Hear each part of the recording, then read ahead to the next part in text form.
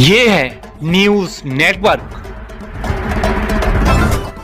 आप देख रहे हैं भारत वन न्यूज, एक भारत एक आवाज। उन्नाव बंथ में शूट एक 2024 का शुभारंभ आज होगा।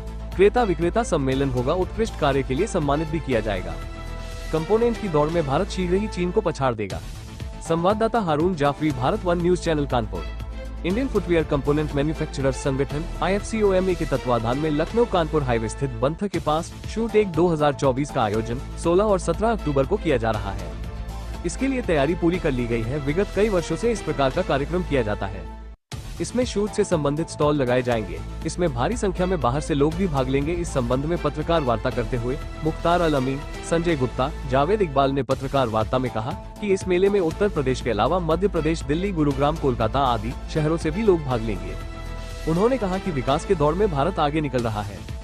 पहले हम कंपोनेंट के लिए चीन और अन्य देशों पर निर्भर रहते थे, लेकिन अब स्वयं हर चीज पर आत्मनिर्भर हो रहे हैं। कंपोनेंट में भारत बहुत तेजी से आगे बढ़ रहा है। इसी कारण प्रोडक्शन में भी काफी वृद्धि हुई है। उन्होंने कहा कि विकास की दौड़ में लेदर एक महत्वपूर्ण भूमिका निभाता है। इसके विकास के लिए सरकार के द्वारा भी प्रयास किए जाते हैं, जिसके कारण भारत लेदर इंडस्ट्री पर तेजी से पकड़ मजबूत बना रहा है। हम शीघ्र चीन से आगे निकल जाएंगे। उन्होंने कहा कि इस मेले में बड़ी बड़ी कंपनियां भाग ले रही हैं। उनके अपने शोरूम लगाए जाते हैं। पिछले वर्ष की भांति इस वर्ष कुछ नया करने का प्रयास है। प्रदर्शनी के जरिए लोगों को अनुभव करने और एक दूसरे का प्रोडक्ट देखने में सहायता मिलती है।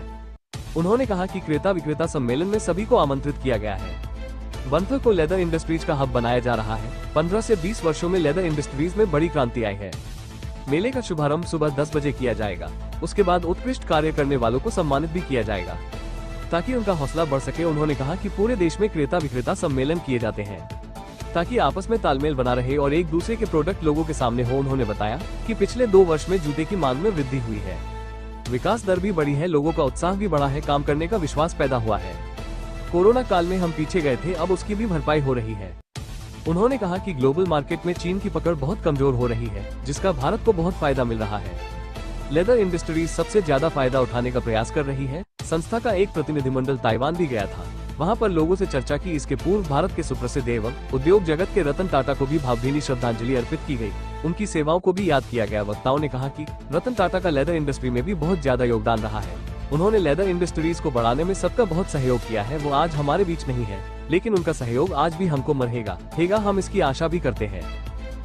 अगर आप ये वीडियो YouTube पर देख रहे हैं तो हमारा चैनल सब्सक्राइब कर लें और बेल आइकन का बटन दबाना ना भूलें। और अगर आप ये वीडियो Facebook पर देख रहे हैं तो हमारे पेज को लाइक जरूर करें।